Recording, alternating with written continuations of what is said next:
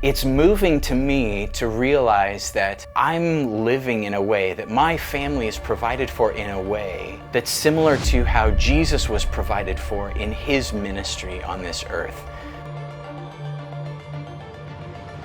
And that's not something I appreciated until I lived in a situation like this, where different Jesus followers are partnered together, where the church actually has to come around and fund something the world is not going to underwrite the costs for. Growing up, I fell in love with art. When I was in junior high, music kind of took over, and I became obsessed with playing as many instruments as I could find, listening to music from all over, and just anything unusual that would stretch my brain, I would just devour. Over the years that we've been with OM, God's given us the opportunity to work in about 30 different countries, including places like Central Asia and the Middle East, where we mobilize and mentor artists to places where Jesus isn't known.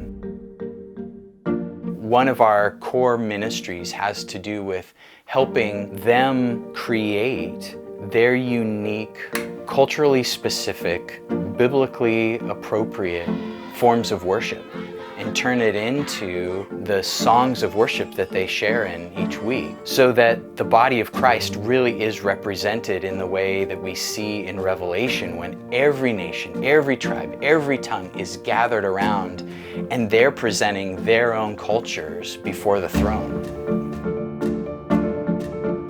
Sometimes, frankly, the way God's provided for us is a bit of a mystery.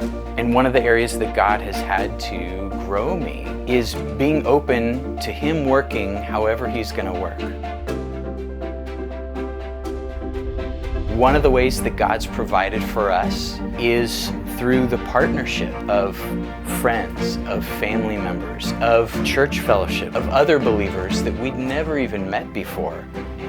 One of our longtime supporters has told us a few times about the impact that them being partnered with us financially has had on their lives. And just them being partnered with us and being able to watch how God's provided for our needs over and over again through the gifts of others, through God working sometimes in supernatural ways seemingly, has really bolstered their faith and has really made that truth come alive to them as well, that God really is the one who provides. He's the one that all good things come from. He is the source of any provision that's needed.